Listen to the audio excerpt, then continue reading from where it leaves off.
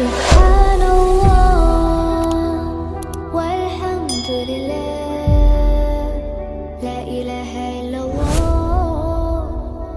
الله أكبر. السلام عليكم ورحمة الله وبركاته.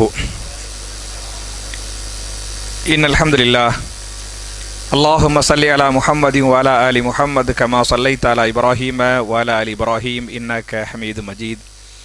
اللهم بارك على محمد وعلى آل محمد كما باركت على إبراهيم وعلى آل إبراهيم إنك حميد مجيد. أعوذ بالله من الشيطان الرجيم. بسم الله الرحمن الرحيم. يا أيها الذين آمنوا كتب عليكم الصيام كما كتب على الذين من قبلكم لعلكم تتقون. قال رسول الله صلى الله عليه وسلم سجد وجهي للذي خلقه وشق سمعه وبصره بحوله وقوته. رواه الترمذي. கண்ணியத்திற்குரிய சகோதர சகோதரிகளே, புனிதமான ரமலான் மாதத்தில் தராவிஹ தொழுகையை முடித்துவிட்டு மார்க்கத்தின் சில செய்திகளை கேட்டு அதன் பிரகாரம் அமல் செய்வதற்காக நாம் எல்லாம் இங்கே ஒன்று கொடுக்கிறோம். இப்படிப்பட்ட நல்ல சந்தர்ப்பத்தில் நான் தலைப்புக்கு வர்றதுக்கு முன்னால் சில அறிவிப்பு செஞ்சிட்றேன். முதல் அறிவிப்பு நாளைக்கு ஒத்தப்படங்கிறனால இல்லையா, நாளைக்கு 21ங்கிறனால தொழுகை நேரம் உங்களுக்கு தெரியும் இல்லையா. எத்தனை மணிக்கு தொழுகை? 10 மணிக்கு. இஷா தொழுகை 10 மணிக்கு. அதுக்கு பிறகு ஒரு 10:20க்கு இன்ஷா அல்லாஹ் தராவிஹ தொழுகை தொழுவோப்போம். முடிகிறதுக்கு ஒரு 12 மணி இன்ஷா அல்லாஹ் ஆகிரலாம். அதுக்கு பிறகு வழக்கம் போல் மார்க்க சம்மந்தப்பட்ட பயான், கேள்வி பதில் நிகழ்ச்சி, சஹரு சாப்பாடு வழக்கமாக நம்ம பண்ணுவோம் பற்றியெல்லாம் அது இன்ஷா அல்லாஹ் நடக்கும் அப்படிங்கிறத தெரிஞ்சு சொல்லிக்கிறேன். அப்போ நான் அதான் ஒத்தப்படைக்கு மட்டும்தான் 10 மணி, ரெட்டப்படைக்கு வழக்கமாக 9 மணிக்கு வந்துடுங்க சரியா. இது முதல் அறிவிப்பு. ரெண்டாவது அறிவிப்பு நாளைக்கு ஒத்தப்படங்கிறனால நிறைய மக்கள் வருவாங்களா இல்லையா, எல்லாத்தையும் தர்த்தீவு பண்ணுமா இல்லையா, அதுக்காக பயானுக்கு பிறகு சின்ன ஒரு மஷூரா, ஒரு 10 நிமிஷம் இன்ஷா அல்லாஹ் ஒரு மஷூரா இருக்குது. அந்த மஷூராவிலும் நீங்கள் கலந்து கொள், யார் யாருக்கு என்னென்ன பொறுப்புன்னு கொடுக்கணுமா இல்லையா, அதனால் சின்ன ஒரு அந்த மஷூராவில் இன்ஷா அல்லாஹ் கலந்துக்கிறங்க அப்படிங்கிறது ரெண்டாவது அறிவிப்பு. மூணாவது, சப்பல் வைக்கிறதுக்காக ஒரு சப்பல் ஸ்டாண்ட் இருக்குது இல்லையா. நிறைய பேரை பார்த்தியலாக்க வெளியே போட்டிருக்கிறாங்க. அதனால் நீங்கள் எல்லாருமே எடுத்து அதில் வச்சிருங்க. அது பத்தலைங்கிற பட்சத்தில் வெளியே போடலாமே தவிர அதை பாதியை வச்சுப்பட்டு வெளியே போகிறது சரியில்லை அப்படிங்கிறத நீங்கள் தெரிஞ்சுக்கிறங்க. இப்போ கரெக்டாக இன்ஷா அல்லாஹ் வச்சிருங்க. இன்றைய தலைப்பு என்ன அப்படின்னு சொன்னால், உபதேசத்தை பின்பற்றுவோம். தலைப்பு என்ன? உபதேசங்களை அப்படி வச்சுக்கிடுவோம், உபதேசங்களை பின்பற்றுவோம். ஏன் இந்த தலைப்பை நான் எடுத்துக்கிட்டேன் அப்படின்னு சொன்னால், இன்னைக்கு தொகுப்புரை, அதாவது 20வது நாள் பற்றியெல்லாம் அந்த 20வது நாளுங்கிறனால இதுக்கு முன்னால் என்னென்ன சொன்னோங்கிறத தொகுத்து நான் சுருக்கமாக இன்ஷா அல்லாஹ் இன்னைக்கு நான் முடிச்சிடுவேன். ஏன்னா நம்மளுடைய மஷூராவுக்கு டைம் தேவைப்படுதா இல்லையா, அதனால. அப்போ தலைப்பு உபதேசங்களை பின்பற்றுவோம், அதான தலைப்பு. உபதேசம் பண்ணுறது பத்தாது, உபதேசத்தை கேட்கறது பத்தாது, என்ன பண்ணனே அதை அமல்படுத்தணும், அது மிக முக்கியமானது அப்படிங்கிறத நம்ம எல்லாரும் புரிஞ்சுக்கிறேன்னு. நம்ம என்னென்ன தலைப்பு வாரியாக பார்த்துருக்குறோன்னு சொன்னால், முதல் நாள் பொறுமையின் காரணத்தால் நமக்கு கிடைக்கக்கூடிய 10 நன்மைகள், 10 ஃபாயிதாக்கள் அப்படின்னு பார்த்தோமா இல்லையா. பொறுமையா முதல் ஸ்டார்டிங்கே பொறுமையை கொண்டு தான் நான் இந்த ரமலான் மாதம் தொடங்கினேன் இல்லையா. அப்போ பொறுமைக்கு மட்டுமல்லாமல் என்ன சொன்னேன்னு சொன்னால், நம்ம எல்லாம் பொறுமையாக இருக்கிறதுக்காக அல்லாஹ்ட்ட 2 துவா செய்யணும் சொன்னா இல்லையா. என்ன 2 துவா சொன்னேன்? பொறுமைக்காக அல்லாஹ்ட்ட துவாவை கேட்கணும் சொன்னல. என்ன அல்லாஹ்ட்ட துவாவை கேட்கணும்? ரப்பனா அஃப்ரிக் அலைனா ஸபரன் வஸப்பித் அக்தாமனா வன்சுர்னா அலல் கௌமில் காஃபிரீன். மாஷா அல்லாஹ், பாரக்கல்லாஹ் ஃபீக்கும். சூரத்துல் பக்ராவுடைய 250வது ஆயத்து புரியுச்சா?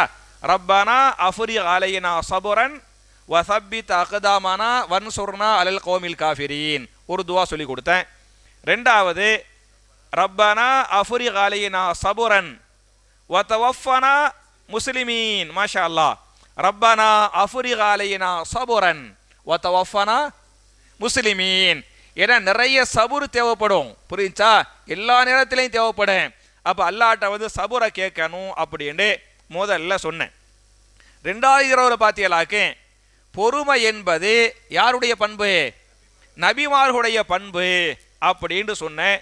3வது குர்ஆன் ஓதுவதின் அவசியமும் அதன் சிறப்பும் அப்படின்னு பேசியிருக்கிறோம். 4வது இரவில் வந்து குர்ஆனை தஜ்வீதோடு ஓத வேண்டும் அப்படின்னு பார்த்துருக்கிறோம்.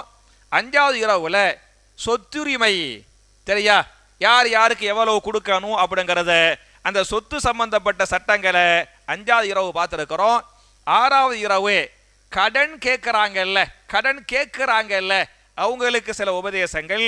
7வது இரவு பார்த்தீங்களாக்கும் கடன் கொடுக்குறாங்கல்ல அவங்களுக்கு வந்து சில உபதேசங்கள். 8வது இந்த கடன் சம்பந்தப்பட்ட சொத்துரிமை சம்பந்தப்பட்ட சில கேள்விகள் கேட்டாங்கல்ல அந்த கேள்விகளுக்கு வந்து பதில். 9வது வந்து இஸ்லாமிய பொருளாதாரம், இஸ்லாமிய வியாபாரம், பொருளீட்டுவதை இஸ்லாம் எந்த அளவுக்கு வலியுறுத்துது என்பதை பற்றி பார்த்துருக்கிறோம். 10வது இரவுல வந்து வட்டி என்பது பெரும் பாவங்களில் ஒன்று அப்படின்னு பார்த்தோம். 11வது இரவு இஸ்லாமிய திருமணம் பார்த்தோமா இல்லையா? 11லையும் பார்த்தோம், 12ல என்ன செஞ்சோம், அதே தலைப்பை பார்த்துருக்கிறோம். 13வது இரவு வந்து கணவனின் கடமைகள் இல்லையா? 13வது இரவும் 14வது இரவும் இல்லையா? 2 இரவுகளில் பார்த்தோம். அப்புறம் 15வது இரவு வந்து சிறு பிள்ளைகளை பள்ளிவாசலுக்கு அழைத்து வரலாமா அப்படிங்கிற ஒரு தலைப்பை பார்த்தோம். 16வது இரவு 17, 18 ஆகிய 3 இரவுகளில் மனைவியரின் கடமைகள், மனைவி கணவனுக்கு செய்ய வேண்டிய மறக்க முடியாத தலைப்பு இல்லையா? அதெல்லாம் கண்டிப்பாக உங்க எல்லாருக்குமே தெரியும். அந்த தலைப்பை வந்து 18 வரையிலும் பார்த்தோம். நேற்று வந்து 19ல் அந்த பிள்ளைங்களை கூட்டிட்டு வர்றது சம்பந்தப்பட்ட சில கேள்விகள் இருக்கு பத்தியலா, அதுகளை வந்து பார்த்துருக்கிறோம். இது இரவில் பார்த்த தலைப்புகள். அதே மாதிரி ரமலான் மாசத்துல 2 ஜும்மாவுடைய பயான் பார்த்தோம் இல்லையா? முதல் தலைப்பு என்ன பேசணும்? தர்மம் செய்வதால் நமக்கு கிடைக்கக்கூடிய 10 பலன்கள். தர்மம் பண்ணுங்க, அதன் மூலமாக அல்லாஹ் உங்களுக்கு தரக்கூடிய 10 பலன்கள் அப்படின்னு பார்த்துருக்கிறோம். அப்புறம் லாஸ்ட் ஜும்மாவில் என்ன பார்த்தோம்னு சொன்னா, என்ன பார்த்தோம்? ஜக்காத்தை பெற தகுதி உடைய 8 கூட்டத்தார்கள் அப்படிங்கிற செய்திகளை எல்லாம் மாஷா அல்லாஹ் நம்ம பார்த்துருக்கிறோம். இந்த தலைப்புகளில் நிறைய ஏறக்குறைய 100க்கும் மேற்பட்ட ஆயத்துகள், ஹதீஸுகள், வரலாற்று செய்திகளை எல்லாம் நம்ம வந்து மாஷா அல்லான்னு பார்த்துருக்கிறோம். இந்த இன்னைக்குரிய தலைப்பு என்ன அப்படின்னு சொன்னா, நம்ம நிறைய பயானுகளை கேட்டோம் பத்தியலா, அதை என்ன செய்யணும்? அமல் செய்யணும். புரிஞ்சா? நம்ம ரமலானில் கேட்ட பயானுகளாக இருந்தாலும் சரி, வெளியில் கேட்ட பயானுகளாக இருந்தாலும் சரி, நீங்க படிக்கக்கூடிய பல்வேறு ஆயத்துகள், ஹதீஸுகளாக இருந்தாலும் சரி, அதுகளெல்லாம் வாழ்க்கையில வந்து அமல்படுத்தணும் அப்படிங்கிறது இன்றைய சுருக்கமான செய்தி. உங்களுக்கு தெரியும், ஒரு வார்த்தையை நீங்க அடிக்கடி கேள்விப்பட்டிருப்பீங்க, சமிஅனா வஅதஅனா. யார் சொன்ன வார்த்தை? சஹாபாக்கள் சொன்ன வார்த்தை. இது குர்ஆனில் வரக்கூடிய வார்த்தை. சூரத்துல் பக்கராவுடைய 285, 86 வந்து கடைசி ஆயத்து. 85 ஆமனர் ரசூல் இருக்கு பத்தியலா, அந்த ஆமனர் ரசூலுங்கிற ஆயத்தை படிச்சு பாருங்க. அதில் அல்லாஹ் பேசுவான், வகாலு சமிஅனா வஅதஅனா. அவர்கள் சொன்னார்கள், கேட்டோம் கட்டுப்பட்டோம் என்று சொன்னார்கள் என்று நல்லவர்களை பற்றி, மூமின்களை பற்றி, சொர்க்கவாசிகளை பற்றி அல்லாஹ் பேசுகிறான். அப்ப நம்ம எதையெல்லாம் கேட்டோமோ எல்லாத்தையும் என்ன செய்யணும்? அமல் செய்யணுங்கிறதுக்கு இந்த ஆயத்து வந்து அழகான ஆதாரம். சஹாபாக்களை பொறுத்தவரை ஒரு ஆயத்தை கேட்டால், படித்தால் என்ன பண்ணுவாங்க? அமல்படுத்துவார்கள். உதாரணமாக நான் சின்ன ஒரு ஹதீஸ் ஞாபகம் ஊட்டுறேன். இமாம் புகாரி தங்களுடைய சஹீஹுல் புகாரியின் 4511வது ஹதீஸாக இந்த ஹதீஸை பதிவு பண்றாங்க. சம்பந்தப்பட்ட சஹாபி யார் என்று சொன்னால் அதி பின் ஹாத்திம் ரலியல்லாஹு அன்ஹு. சஹாபி பேர் என்ன? அதி பின் ஹாத்திம் ரலியல்லாஹு அன்ஹு. நபிகள் நாயகம் ஸல்லல்லாஹு அலைஹி வஸல்லம் அவங்களுக்கு ஒரு ஆயத்து வஹியாக வருகிறது. சூரத்துல் பக்கராவுடைய 187வது ஆயத்து, சஹ்ரு சம்பந்தப்பட்ட ஆயத்து. அதில் அல்லாஹ் பேசுகிறான், குலு வஷ்ரபு ஹத்தா யதபையன லக்குமுல் ஹைத்துல் அபியலு மினல் ஹைத்தில் அஸ்வத். நீங்கள் சஹ்ரு உணவை உண்ணுங்கள், சஹருக்கு பிறகு நீங்கள் அந்த உணவுக்கு பிறகு தண்ணீரை பருகுங்கள் என்று சொல்லிவிட்டு, எதுவரை என்று சொன்னால் வெள்ளை கயிறுக்கும் கருப்பு கயிறுக்கும் மத்தியில் வித்தியாசம் தெரியும் வரை அப்படிங்கிற ஆயத்தை இறங்குகிறது. நபிகள் நாயகம் ஸல்லல்லாஹு அலைஹி வஸல்லம் இந்த ஆயத்தை சஹாபாக்களுக்கு ஓதி காட்டுறாங்க. சஹாபாக்களுக்கு ஓதி காட்டின உடனேயுமே இந்த ஆயத்தை கேட்ட ஒரு சஹாபி அதீ பின் ஹாத்திம் ரலியல்லாஹு அன்ஹு என்ன பண்ணாங்கன்னு சொன்னா, 2 கயிறு எடுத்துக்கிட்டாங்க. ஒரு வெள்ளை கயிறு, இன்னும் ஒரு கருப்பு கயிறு. ரெண்டையும் வச்சு தூங்குறதுக்கு முன்னால தலவாணிக்கு கீழே வச்சுக்கிட்டாங்க. தலவாணிக்கு கீழே வச்சு என்ன செய்யறாங்க, இந்த சஹாபி தூங்குறாங்க. சஹருடைய நேரம் வருகிறது, இருட்டா இருக்குது. 2 கயிறையும் வச்சுக்கிட்டு இருட்டில் சாப்பிட்றாங்க. இருட்டில் 2 கயிறுமே தெரியல. புரியுச்சா? அல்லாஹ் சொல்லிட்டான்ல, வெள்ளை கயிறுக்கும் கருப்பு கயிறுக்கும் மத்தியில் வித்தியாசம் தெரியும் வரை நீங்கள் சஹரு உணவை உண்ணுங்கள் பருகுங்கள் அல்லாஹ் சொல்லிட்டான் மத்தியலா. அப்படியே சுப்ஹானல்லாஹ் அந்த சஹாபி ஃபாலோ பண்றாரு. சாப்பிட்டுக்கிட்டே இருக்கிறாரு. கொஞ்சம் வெளிச்சம் வருது. வந்த உடனே இது வெள்ளை, இது கருப்பு தெரிஞ்சுக்கிருச்சு. தெரிஞ்ச உடனே உணவை நிப்பாட்டிக்கிறார். நேரா ரசூலுல்லாஹ்ட போறார். யார் ரசூலல்லாஹ், நேத்து ஒரு ஆயத்து இறங்குனுச்சா இல்லையா, நீங்க சொன்னீங்களா இல்லையா, அந்த ஆயத்தை என்ன செஞ்சேன்னா அமலுப்படுத்திட்டேன் என்று அதீ பின் ஹாத்திம் ரலியல்லாஹு அன்ஹு ரசூலுல்லாஹ்ட சொல்லுவாங்க. நபிகள் நாயகம் ஸல்லல்லாஹு அலைஹி வஸல்லம் அந்த சஹாபிக்கு பதில் சொல்வதற்கு முன்னால் அந்த சஹாபிக்கு அல்லாஹ் பதில் சொன்னான். எப்படி? அவர் சொன்ன உனையுமே ரசூலுல்லாஹ்வுக்கு அந்த ஆயத்தின் ஒரு துண்டை, ஒரு வார்த்தையை மாத்திரம் இறக்குவான். மினல் ஃபஜ்ர். இந்த மினல் ஃபஜ்ர் என்ற வார்த்தை முந்திய நாள் வஹி வந்தது, அதில் இந்த வார்த்தை வரவில்லை. புரிஞ்சா? அந்த வார்த்தை வராமல் தான் இந்த வசனம் அருளப்பட்டது. இந்த சஹாபி அப்படியே அமல் செஞ்சார்ல, செஞ்சு புட்டு ரசூலுல்லாஹ்ட போய் சொன்னார்ல. சொன்ன உடனே ரசூல் ஸல்லல்லாஹு அலைஹி வஸல்லம் பதில் சொல்றதுக்கு முன்னால இந்த சஹாபிக்கு அல்லாஹ் ஒரு வார்த்தையில் பதில் சொல்கிறான். மீனல் ஃபஜ்ர். ஃபஜ்ர் நேரம் வரும் வரை நீங்கள் உண்ணுங்கள் பருகுங்கள் என்பது இந்த வார்த்தையின் பொருளாக இருக்கிறது என்ற வஹியை அல்லாஹ் இறக்குகிறான்.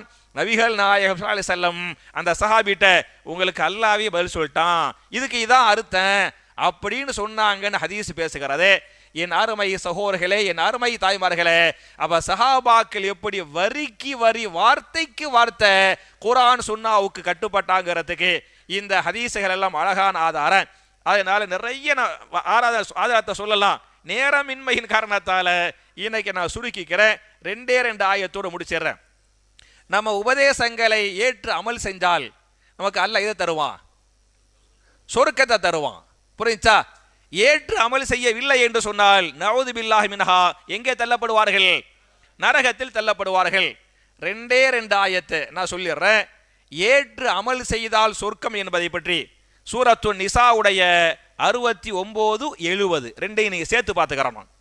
வமன் யுத்திஇல்லாஹ வர் ரசூல் ஃபஉலாயிக மஅல்லதீன அன்அம அல்லாஹு அலைஹிம் மினன் நபிய்யின வஸ்ஸித்தீகீன வஷ்ஷுஹதாஇ வஸ்ஸாலிஹீன் வஹஸுன உலாயிக ரஃபீகா ذَلِكَ الْفَضْلُ مِنَ اللَّهِ وَكَفَى بِاللَّهِ அலீமா என்று அந்த வசனங்களை அல்லாஹ் முடிக்கிறான். எவர்கள் அல்லாஹ்வுக்கும் அல்லாஹ்வுடைய ரசூலுக்கும் கட்டுப்பட்டார்களோ, அதாவது உபதேசங்களை ஏற்று அமல் செய்தார்களோ, நடந்தார்களோ, அவர்கள் நாளை மறுமையில் யார் மீது அல்லாஹ் நிஅமத்துகளை செய்தானோ அவர்களோடு சொர்க்கத்தில் தங்குவார்கள். யாரோடு என்று சொன்னால் மினன் நபியீன, யாரோடு? நபிமார்களோடு.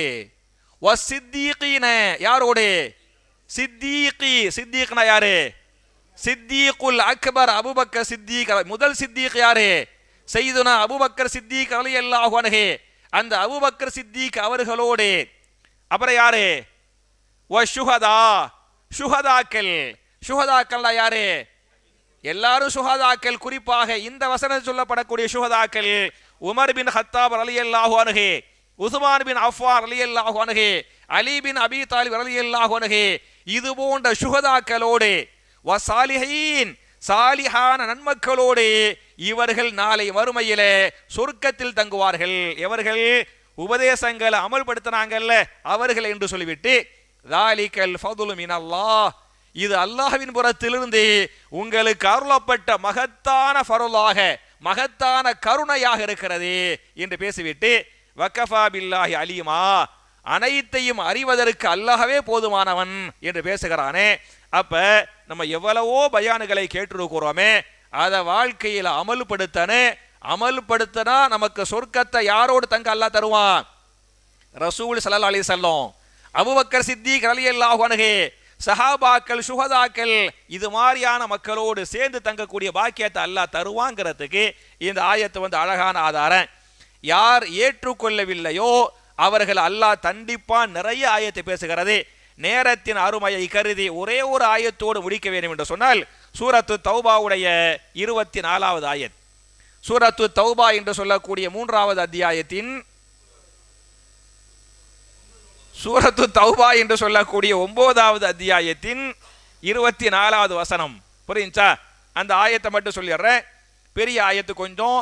குல் இன்கான ஆபாவுக்கும், நபியே நீங்கள் மக்களுக்கு சொல்லிவிடுங்கள், இன்கான ஆபாவுக்கும் உங்களுடைய பெற்றோர்கள், வ அபுனாவுக்கும் உங்களுடைய பிள்ளைகள், வ இஹ்வானுக்கும் உங்களுடைய சகோதர சகோதரிகள், வ அஸ்வாஜுக்கும் உங்களுடைய மனைவியர்கள், வ அஷீரத்துக்கும் உங்களுடைய குடும்பத்தார்கள், இதர சொந்தக்காரர்கள், வ அம்வாலு நிக்தரஃப்துமுஹா நீங்கள் சேமித்த சொத்துக்கள், வ திஜாரத்துன் உங்களுடைய வியாபாரம்.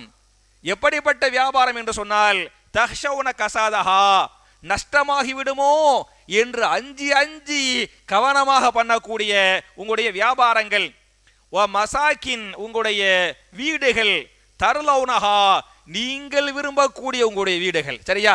இந்த இவைகளெல்லாம் நாம் நேசிக்கிறோமா இல்லையா? கண்டிப்பா நேசிக்கிறோமா இல்லையா? நம்முடைய பெற்றோர்களை நேசிக்கிறோம், நம்முடைய பிள்ளைகளை நேசிக்கிறோம், நம்முடைய சகோதர சகோதரிகளை நேசிக்கிறோம், நம்முடைய மனைவியரை நேசிக்கிறோம், நம்முடைய குடும்பத்தார்களை நேசிக்கிறோம், நம்முடைய சொத்து பத்துகளை நேசிக்கிறோம், நம்முடைய வியாபாரத்தை நேசிக்கிறோம், நம்முடைய வீடுகளை நேசிக்கிறோம்.